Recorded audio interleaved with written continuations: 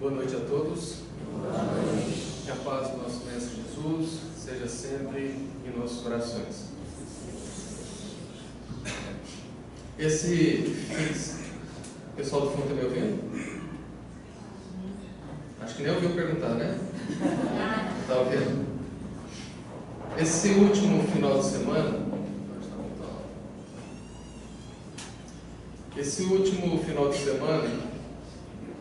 nós fomos convidados a fazer uma série de palestras em algumas casas em Goiânia, e com muita honra, no sábado à noite, a inauguração de um centro espírita, reinauguração, porque na verdade a casa ampliou, e nos convidaram para fazer a palestra de abertura, que se deu no sábado à noite, sendo que os trabalhos normais naquela casa acontecem sempre aos domingos de manhã. Portanto, no domingo de manhã, novamente, uma outra palestra, cuja palestra eu havia preparado um assunto, mas quando acordei, eu madruguei, estou com essa feiura de acordar às 5 horas todo dia, e aproveitei para correr no parque, reflexionar sobre o tema que eu iria fazer, mas na cabeça, para que eu falasse uma outra coisa. E quando eu cheguei em casa, fui repassar a minha preparação e aquela ideia fixa para que eu mudasse o tema, numa sensação assim de você querer andar no carro com o freio de mão puxado. Eu resolvi então mudar o tema e fazer uma palestra de improviso falando sobre suicídio. Mas na verdade, eu não falei sobre consequências de suicídio. Eu falei sobre prevenção de suicídio. Fazendo um paralelo sobre as realidades que o mundo tem enfrentado, porque das 4 casas espíritas que eu fiz palestra lá esse final de semana, 2 delas solicitaram que eu falasse sobre a depressão. Eu fiz então essa palestra sobre o suicídio. Ao final da palestra, uma senhora me procurou e falou: olha, eu vi que você gravou no celular, e se fosse possível eu queria que você me enviasse esse áudio, porque o meu neto está fazendo um mestrado numa faculdade de medicina, e ele está trabalhando como tese de mestrado o crescente número de suicídios, e você deu alguns dados aqui que eu acho que poderia ser interessante para ele. Eu passei o número do meu WhatsApp para ela, peguei o dela, e uma meia hora depois eu mandei o áudio. Logo depois, umas 2 horas, ela me manda uma mensagem agradecendo pelo áudio e dizendo que assim que ela chegou na casa dela, a notícia de que um parente de 30 anos de idade havia se matado por não estar conseguindo enfrentar as adversidades que a vida estava impondo a ele. Um jovem, porque 30 anos hoje é bastante jovem. E quando eu cheguei em Jataí, terça-feira passada, próxima passada, a notícia de 2 mulheres se mataram na cidade, mais ou menos na mesma faixa etária.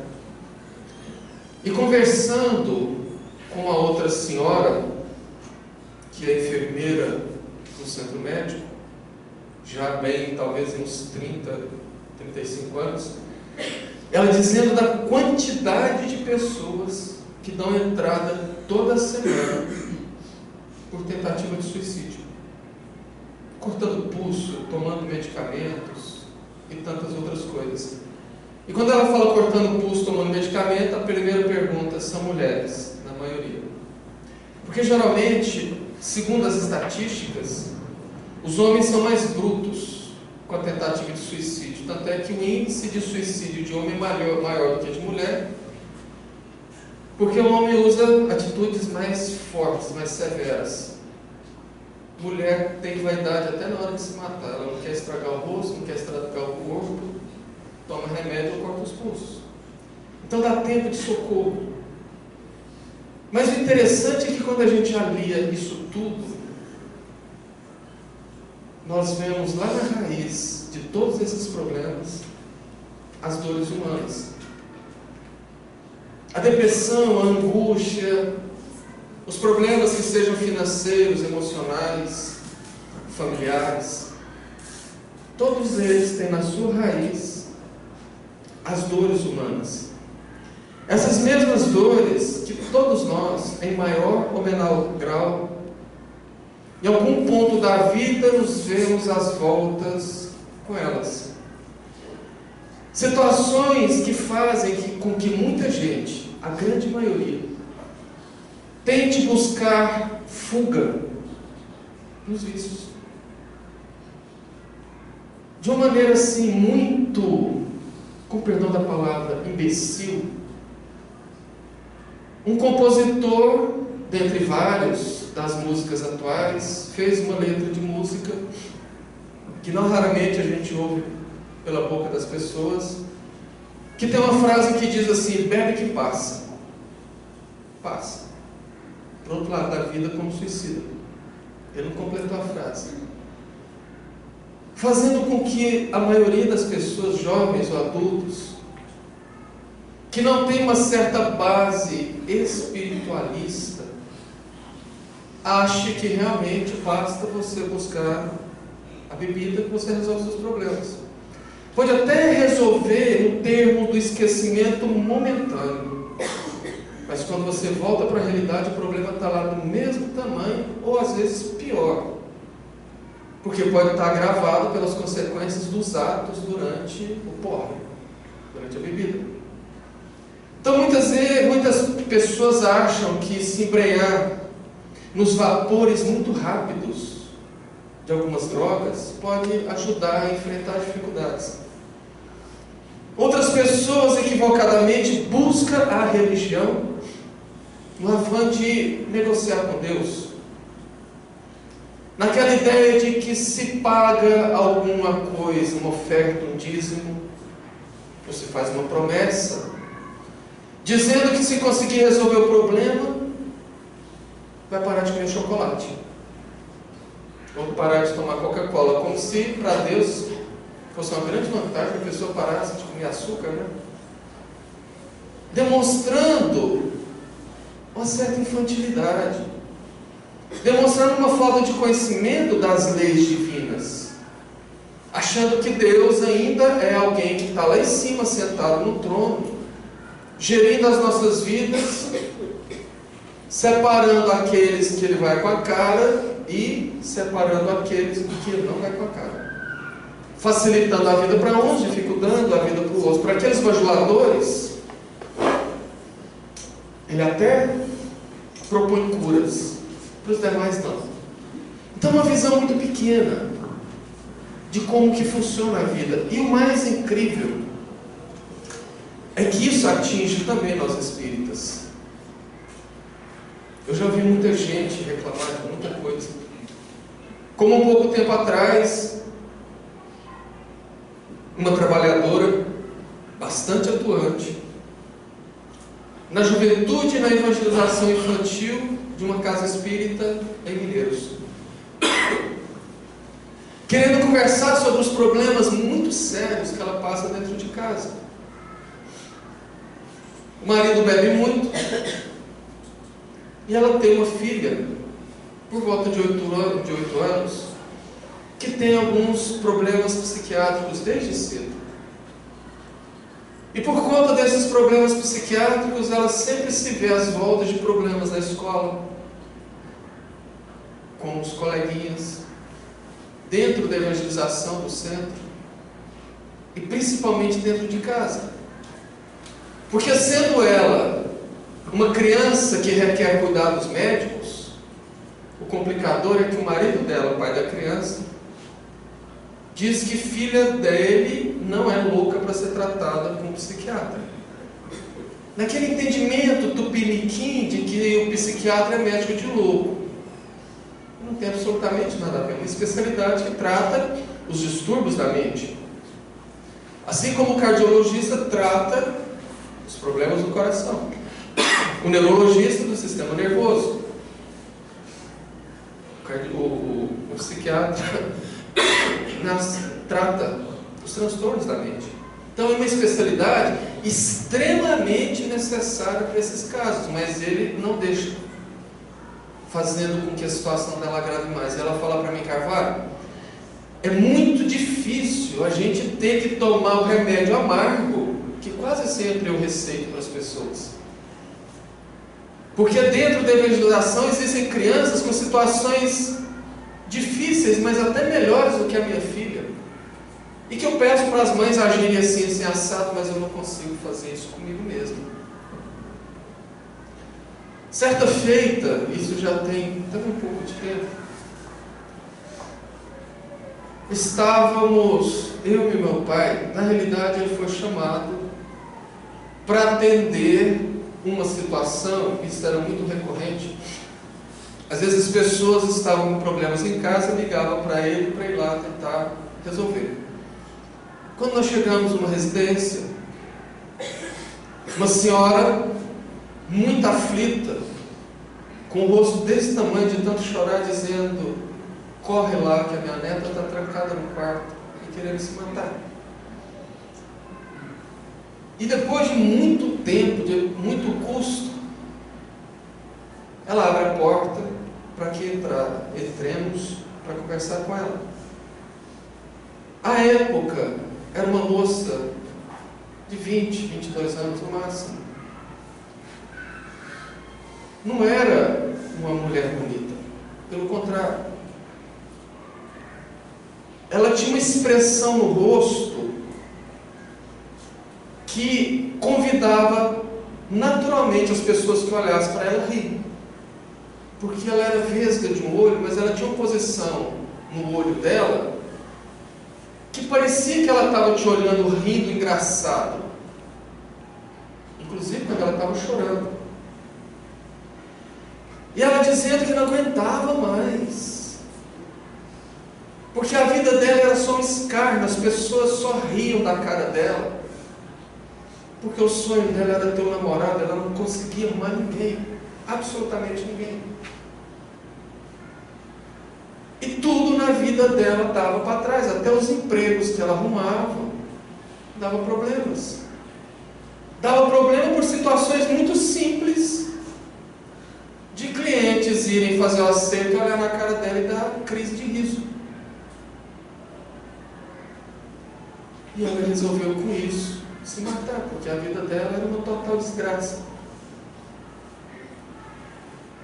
Então são situações assim que nos descortinam dramas que nitidamente nos mostram tramas do passado, onde pessoas dotadas de outra condição familiar, física, financeira, de toda a situação, se viu perante momentos de escolha e imbuídos dos interesses, dos orgulhos, das vaidades, fizeram escolhas infelizes. Principalmente no mundo que nós chamamos de moderno, a vida em sociedade, hoje, na atualidade, nos expõe a dilemas, a conflitos e nos convida a escolhas que muitas vezes, no âmbito do trabalho, do círculo de amigos e até da família, nos convida a fazer escolhas irrefletidas, sem pensar.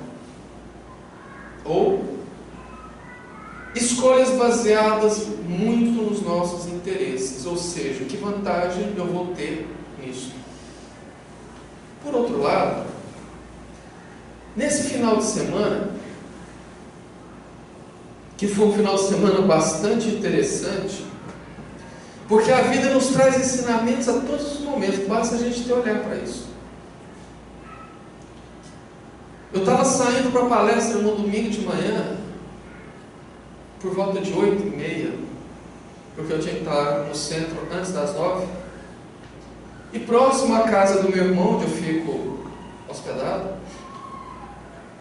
100 metros para frente, numa avenida, uma casa noturna, uma boate. Assim que eu paro no sinal, as pessoas saindo da festa da noite.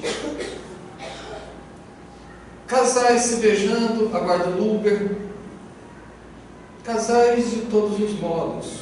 Homem e mulher, 2 homens, 2 mulheres.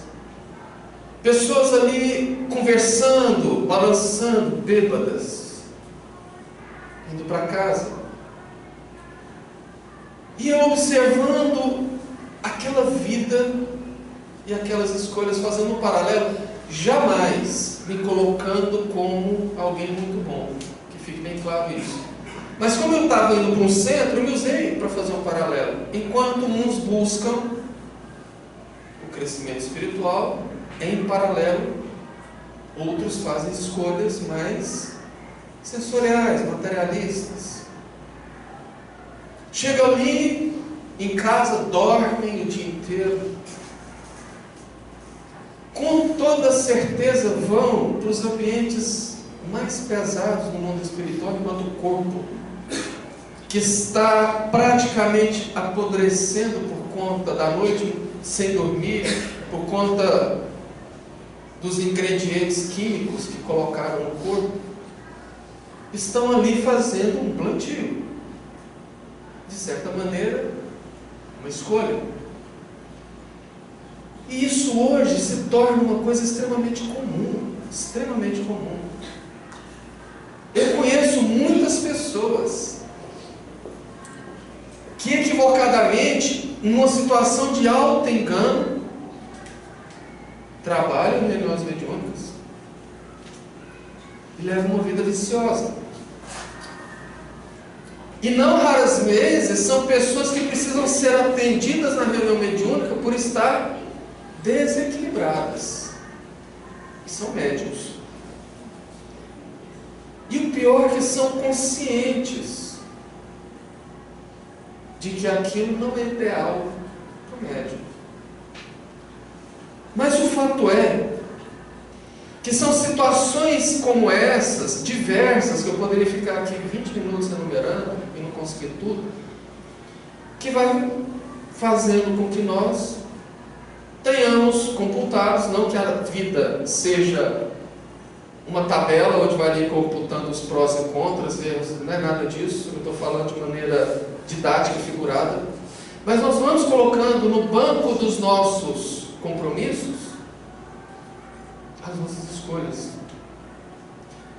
E quando nós somos convidados pela vida a enfrentar a colheita, geralmente nós não conseguimos encarar o resultado das nossas escolhas, mesmo que conscientes.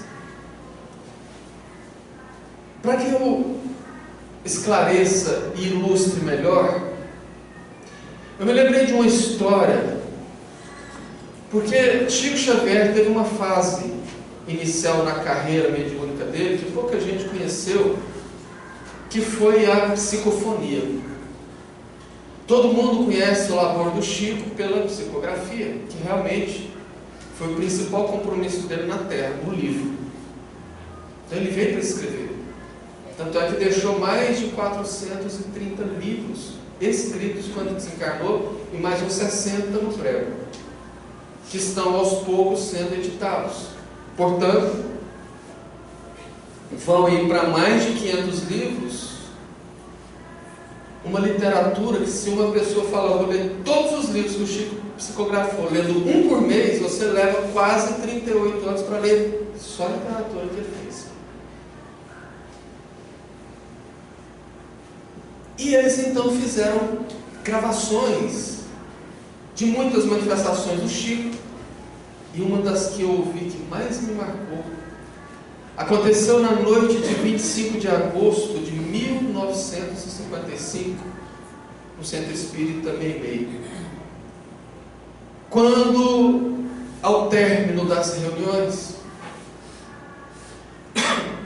Algumas manifestações vieram ali, de André Luiz, de Mário Sheila, mas também vieram manifestações de espíritos comuns, desconhecidos da grande massa, mas muito conhecidos por Deus, como foi o caso de Valéria. Valéria manifesta pela mediunidade do Chico, e assim que ela manifesta, ela diz: eu vim aqui hoje, trazida pelos nossos queridos mentores, para testemunhar uma história de muita dor, de muito sofrimento, não obstante ser uma história de redenção, de autoiluminação. Eu fui na minha última romagem na Terra uma pessoa totalmente simples, desconhecida, mas que poderia dizer que era uma pessoa extremamente feliz, porque moradora no interior do Nordeste, num sítio. Eu tinha meu marido, 4 filhos, a minha juventude, e nós tínhamos uma vida extremamente confortável, tranquila, produzíamos o que comíamos, educávamos as nossas crianças pela dificuldade que era a educação normal, e éramos sim uma família extremamente feliz.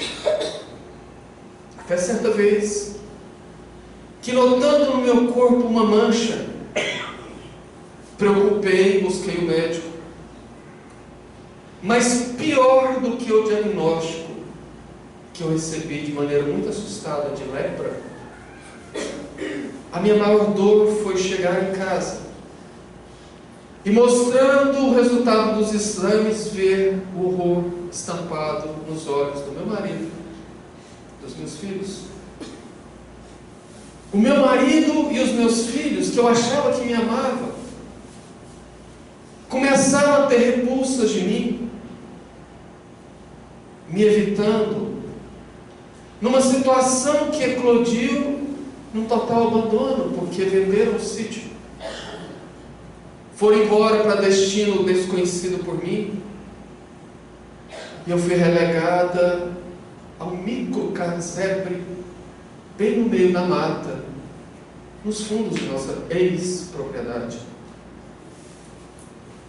Ali, eu tentar descrever os 10 anos que eu passei de dor e sofrimento é totalmente impossível.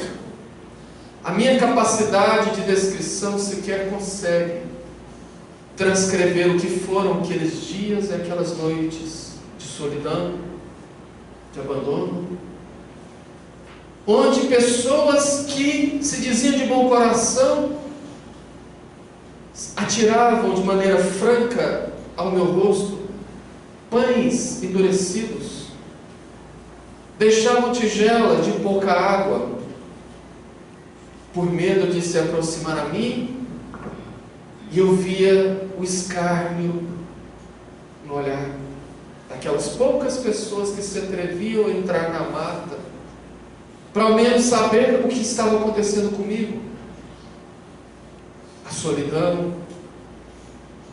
Quantas noites e madrugadas que eu tinha apenas como companhia o uivar dos lobos que estavam ali por perto de mim, as formigas, as varejeiras, naquele calor horrendo da terra extremamente seca, tão seca que nem o orvalho da noite era capaz de suavizar aquela sequidão. Eu vi esvaecer a minha juventude, a minha beleza. A doença espicaçava o meu orgulho, a minha vaidade, que quantas vezes eu dizia que por sorte eu não tinha espelho, mas eu poderia ver nas minhas mãos as minhas cartilagens, os meus dedos sendo carcomidos lentamente pela doença cruel. Como dói a solidão, como dói a fome, como dói a sede. Muitas das vezes eu tentava sufocar a minha dor na minha consciência, nos meus questionamentos e coração.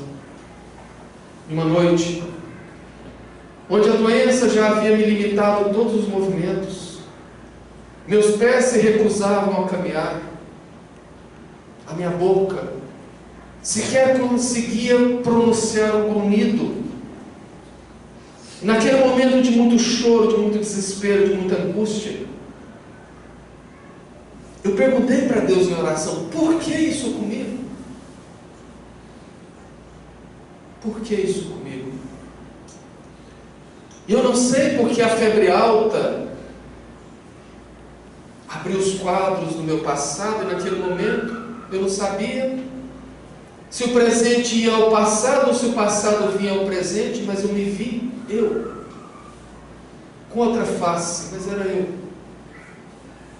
engrinaldada de beleza e de muita riqueza, numa cidade da Espanha, em tempos recuados, em plena Inquisição. Eu era uma pessoa dotada de bastante influência perante o clero. Eu tinha um irmão que eu o denunciei ao Tribunal do Santo Ofício, usando notícias falsas, usando falso testemunho, pelo crime de ter descoberto crimes meus inconfessáveis. E com medo de que ele pudesse sequer conversar com alguém, eu fiz a denúncia, usei um falso testemunho e releguei o meu irmão ao isolamento de um calabouço fétido. Por muitos anos ele ficou ali, isolado dos seus filhinhos, da sua esposa, que sem entender o motivo ou de onde partir a denúncia, sofreu bastante.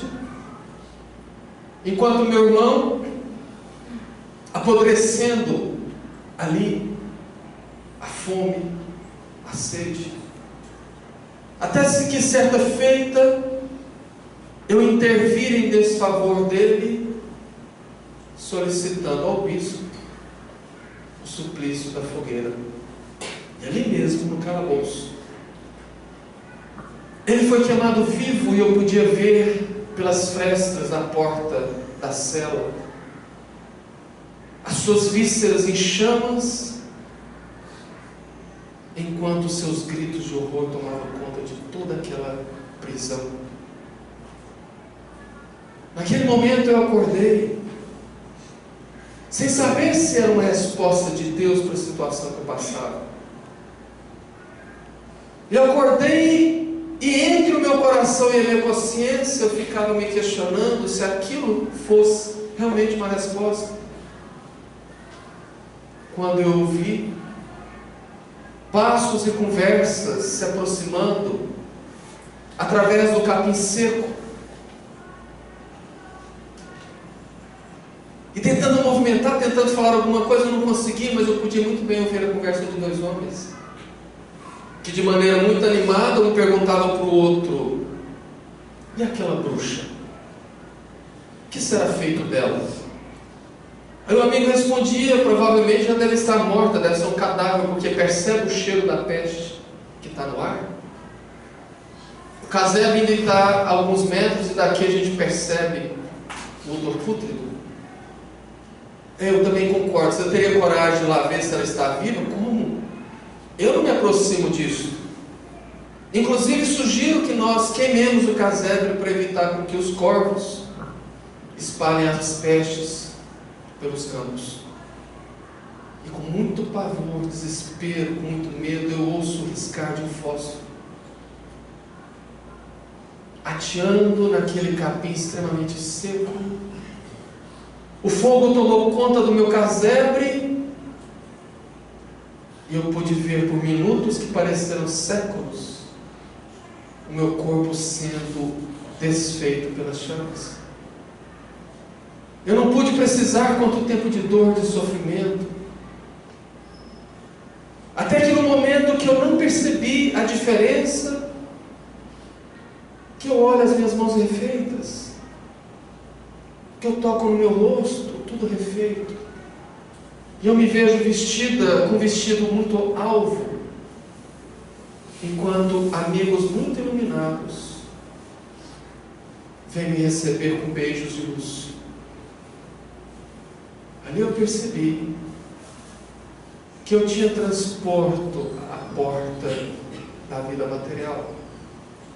E ali no mundo espiritual eu pude perceber o alcance daquele resgate. E é esse o motivo da minha presença aqui hoje.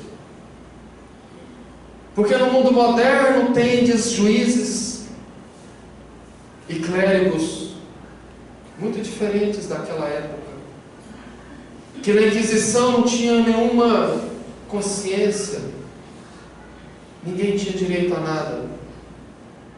Mas uma coisa é certa: a justiça de Deus é inexorável, e a nossa consciência faz com que no momento que estejamos prontos, façamos a quitação ceitil por ceitil. Esta é a lei de causa e efeito. Lei de causa e efeito que muitos espíritas equivocadamente falam que é a lei do karma. Ah, o fulano tem um karma, esse é o meu karma. Outros dizem, não, o que se faz é o que se paga. Naquela visão ainda equivocada. Primeiro que o karma não existe na doutrina espírita. Essa palavra karma vem do sânscrito, uma língua hindu e ancestral também do Nepal. São dos hindus. E a lei do karma é uma lei literalmente de pagamento. Você feriu, você tem que ser ferido para quitar aquela dívida. A lei de causa e efeito, que a doutrina espírita nos explica, ela não é uma lei de talião. Bateu, tomou. É uma lei de amor. Você errou, você precisa reparar. Essa lei foi apresentada pelo próprio Cristo, lá no Getsemane. Naquela madrugada fatídica, quando Jesus foi preso, e Simão Pedro, tentando defendê-lo, corta a orelha do soldado Malco, que Jesus recompõe, e assevera para Pedro: Simão, embainha a tua espada, porque quem com ferro fere, com ferro será ferido. Deixando para todos sempre a lei de causa e efeito, e que nós ainda não entendemos até hoje. Nós achamos que a lei é uma lei de dois pesos e duas medidas. Se eu aceito Jesus, estou salvo. Se eu não faço parte desse grupo, estou condenado. Se eu pago o meu dízimo, a minha oferta, se eu faço as minhas confissões, eu sou perdoado.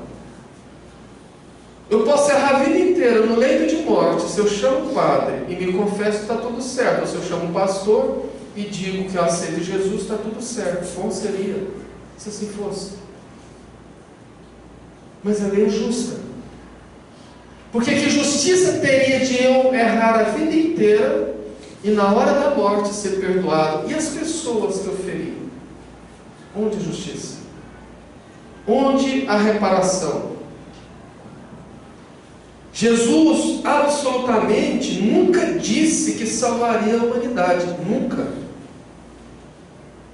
Pelo contrário, ele nunca disse no sentido de perdoar todos os seus pecados. Muito pelo contrário. Porque você pode compulsar todo o Novo Testamento e ali você não vai achar nenhuma frase onde Jesus fala que vai perdoar todos os pecados da humanidade, que vai salvar no sentido, repito, de perdoar os nossos erros. A salvação que o Messias daria para a humanidade é muito diferente. Mas Jesus foi muito claro, e Mateus anotou no seu capítulo 16, versículos de 24 a 27. Então Jesus disse aos seus discípulos: se alguém quiser vir após mim, nega a si mesmo, pega a tua cruz e siga-me. Pois que adiantará ao homem ganhar o mundo inteiro e perder a vida? Pois o Filho do Homem está para vir na glória do seu Pai com seus anjos, e então restituirá a cada um segundo as suas obras. Em 2, 4, 6, 9 linhas, Jesus traz tanto ensinamento. Ele não falou que vai salvar. Aquele que quiser vir após mim, negue a si mesmo, corrija os seus defeitos, negue as suas inferioridades, pega a tua cruz, assuma os seus compromissos, assuma as suas responsabilidades e segue-me.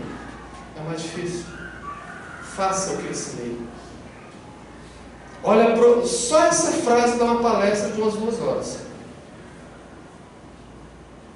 Depois Jesus continua: o que adianta para o homem querer ganhar a vida e perdê-la? O que adianta a gente viver um mundo material querendo curtir a vida apenas? Ou juntar bens, juntar uma poupança muito grande. Mas a desculpa é: eu quero garantir conforto à minha família e para a minha velhice. Aí você passa a vida inteira fazendo um monte de coisa que não deve, visando só aquilo, e às vezes você não chega nem na velhice para desfrutar daquilo, desencarnando-se. E as pessoas que acham que estão curtindo a vida, virando a noite, se matando, sem dormir, com bebidas. O que adianta ao homem ganhar a vida e perder a sua alma? Aí ele fecha: a cada um será dado segundo as suas obras. Ou seja, Paulo de Tarso, o plantio é livre, mas a colheita é obrigatória, e essa é a chave dos problemas. É esse o ponto principal. É a observação de que nós recebemos exatamente o que fazemos, que ninguém consegue perceber. Porque se nós, me incluo nisso, fôssemos realmente inteligentes, a gente pensava o seguinte: se a cada um é dado segundo as suas obras, eu vou obrar no bem. Se tudo que eu planto, eu colho, eu vou fazer bons plantios. Mas não é isso que a gente faz. Nós somos tão voltados às coisas materiais que muita gente fala: o meu espírito hoje está muito alegre. O meu espírito hoje, o espírito, eu não sou um corpo que tem um espírito, eu sou um espírito que tem um corpo. Demonstrando o nosso apego à vida material. Portanto, o entendimento da realidade dessa, ela é fundamental para que a gente possa equacionar os problemas, porque nós somos responsáveis, sim. Não adianta achar que basta puxar o saco de Deus, por assim dizer, que vai estar tudo certo. Quantas pessoas eu conheço que tem 20 anos pagando promessa, que tem 20 anos botando dinheirinho na igreja para a obra de Deus? Que obra de Deus? A obra de Deus é todo o universo. Jesus disse: Deus não habita templos de pedra. É necessário que nós vamos num centro para coadunar de ideais, de oportunidades de trabalho, de um psiquismo salutar, de um atendimento espiritual. Mas a rigor, eu não preciso ir em igreja nenhuma, templo nenhum, centro nenhum para comungar com Deus, porque Deus está em todos os locais, basta eu me conectar com Ele. E não adianta: meu Deus, me perdoa por isso que eu fiz, me perdoa como? O perdão pressupõe uma mágoa. Você acha que Deus magoa com a gente? Ele que nos criou, sabe de todos os nossos defeitos, sabe da nossa infantilidade espiritual ainda. Ele vai se magoar com um erro nosso? É a mesma coisa você falar: eu magoei com essa criancinha aqui de 3 anos que me deu um chute na canela, que nem doeu, porque não tem força, mas eu fiquei magoado. Jesus disse, está lá em João capítulo 5, Versículo 22. Além disso, o Pai a ninguém julga, mas dá a cada um seu juízo. Ou seja, quem julga somos nós. Porque nesse ponto é que Deus permite com que nós façamos o que quisermos. É claro que o nosso livre-arbítrio é limitado, não é total. O nosso livre-arbítrio ele só vai até o ponto do interesse divino. Obviamente, se Deus, vamos exagerar, né? Obviamente, se Deus tem um projeto de evolução para o planeta Terra, e eu sou um cientista extremamente inteligente, e falo, eu vou criar uma bomba de nêutrons, que ao ser detonada, vem possibilitar a vida no planeta. É meu livre-arbítrio fazer isso. Mas será que vai ser permitido? Claro que não. Portanto, a misericórdia de Deus se dá justamente na condição de permitir com que nós resgatemos os nossos erros, porque, como diz Valéria, a culpa nos acompanha. Muita gente fala assim, eu não pedi para nascer desse jeito, eu não pedi para ter uma vida assim, eu prefiro me matar, porque a minha vida é muito sofrida, eu não pedi. Você não pediu mesmo, não. Você implorou. Só que tem um detalhe. Você pode ter certeza de que o que você está recebendo tem dois pontos muito importantes a serem observados. O primeiro ponto é que Deus não coloca sobre os nossos ombros nenhum peso maior do que Ele sabe que nós possamos carregar. Porque Deus é amor. Se Ele colocasse no meu ombro um peso que Ele sabe que eu não vou aguentar, eu não teria responsabilidade na falência da reencarnação. Eu dei conta.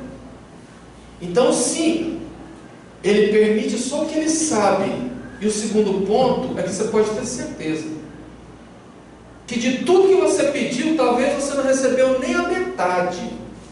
Portanto, não tem como falar que não deu conta.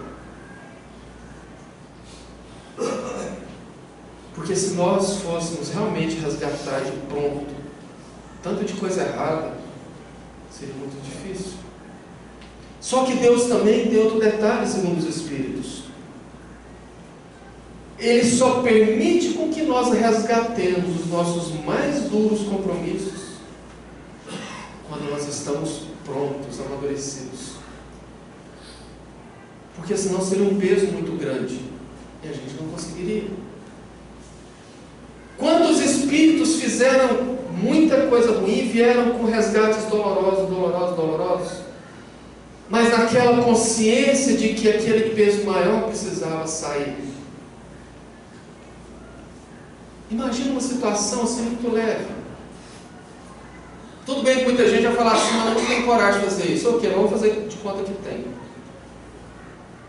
Você chega em casa, cansado, altas horas, trabalhou o dia inteiro, e a sua mãezinha idosa que mora com você fez o jantar com muito carinho, para que você chegasse, tomasse um banho, jantasse para descansar. Mas na hora que você vai comer a carne, está totalmente sem sal. Aí você fica com aquele ódio e dá um tapa na cara da sua avó, da sua mãezinha que cai no chão. Imagina a sua situação de consciência quando você se desse conta daquele ato. Você consegue pelo menos imaginar uma situação dessa? Seu peso de consciência. O que você seria capaz de fazer para se ver livre desse peso da consciência? Na hora a gente fala um monte de coisa. Nós somos muito duros conosco mesmos quando a gente quer se ver livre de um remorso. Tem gente que fala assim, eu era capaz de, não sei, me explodir para pedir perdão e sacar de dentro de mim essa mágoa. Por isso que Jesus disse, o Pai não julga ninguém, mas dá a cada um o direito de se julgar. Imagina quando você chega do outro lado e se dá conta do tanto de coisa pior do que isso você fez. Entendeu? Quando você fala assim, não, eu quero vir e quero reencarnar sem pernas, sem braços, cego, surdo, mudo, para ver se, meu filho, você não vai dar conta. Você não vai dar conta não, basta você reencarnar normal. Só que você vai ter que fazer duas coisas: trabalhar em prol do próximo, fazer o bem, e receber em família parte desses que você prejudicou. Os que você mais prejudicou vão ser seus irmãos, esposa, filhos. E aí você reencarna com a família complicada, com pessoas que às vezes não te aceitam. Você tem um trabalho difícil, como os dois casos que eu contei no início. A trabalhadora do Centro de Mineiros, no passado, eram 3 amigos. Esses 3 amigos incentivaram muito, aliás, 2 dos 3 amigos incentivaram muito um terceiro a se embrear pela bebida. Apoiava, convidava, chamava e vivia uma vida licenciosa. Vieram como pai e mãe da criança, que alcoólatra do passado recebeu a colheita do plantio infeliz. Reencarnou com seus transtornos psiquiátricos causados pela ação do álcool no sistema nervoso, além de ter sido suicídio inconsciente. O pai ainda não havia dado conta de soltar-se do vício, continuava alcoólatra. E a filha trazia todas as sequelas, e eles, como pais, vieram com o compromisso de voltar aquela alma para a vida reta, fora do vício, assumindo todos os compromissos e dificuldades que eles mesmos causaram. Essa é a lei de justiça. Como a moça que nós fomos atender, que naquele desespero todo, sentada na cama de frente para nós, chorando como criança, de repente faz assim, muda a voz e solta uma risada. Como é bom ver ela chorar desse jeito. Pois isso não é nem o começo. Ela vai pagar tudo que ela nos, plural, fez passar. O Espírito falava pela boca dela, dizendo que era uma mulher extremamente bonita e que usava a própria beleza para seduzir, destruir casamentos e conseguir uma vida de luxo, não através do dinheiro, dos presentes que os seus amantes lhe davam. O abuso da beleza fez com que ela viesse destituída da beleza e trouxe no seu encalço as dificuldades que ela tirou das pessoas e agora tinha que restituir. E frente à situação que ela criou, queria se matar, percebe? Esse é o ponto. Mas a lei de amor. Deus não quer ver ninguém sofrendo, amputado. Não. Deus nos quer ver amando.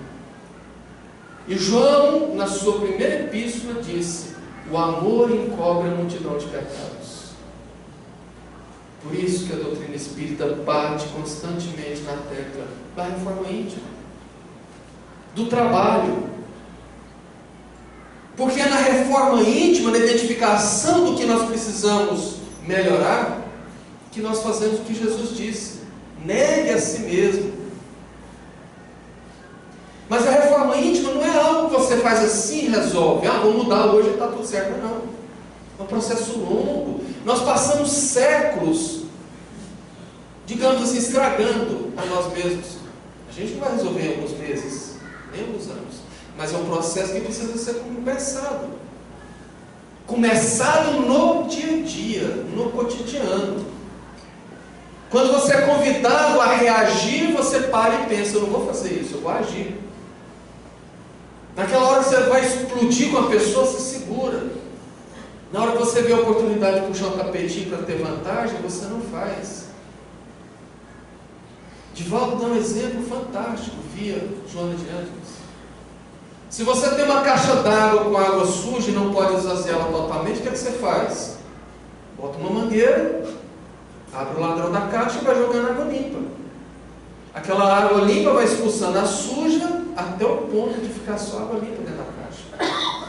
Somos assim. Porém, não basta apenas a mudança interior. Nega a si mesmo, pega a sua cruz, assuma os seus compromissos e siga-me. O que é seguir Jesus? É praticar a lei de amor. A lei de amor se pratica através do trabalho, do auxílio ao próximo. Eu prometi cumprir o tempo, tá? Não precisa nem olhar então. Então esse é o ponto. Nunca esqueço uma vez fazendo uma palestra para quase 200 pessoas na casa espírita. Antes da palestra, uma senhora pediu 5 minutos para pedir ajuda para o Albergue São Vicente de Paulo. Falou, gente, nós estamos precisando de ajuda, de pessoas que possam doar meia hora, 30 minutos por semana, para ir lá ajudar ou dar banho, ou trocar fralda, ou dar comida na boca, porque tem internos lá que levam 20 minutos para comer. E nós só conseguimos pagar 4 enfermeiros. Numa casa espírita que tinha 200 pessoas buscando ajuda. Sabe quantas levantaram a mão e se prontificaram? Uma.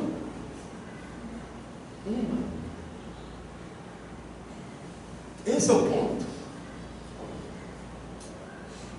Esse é o ponto.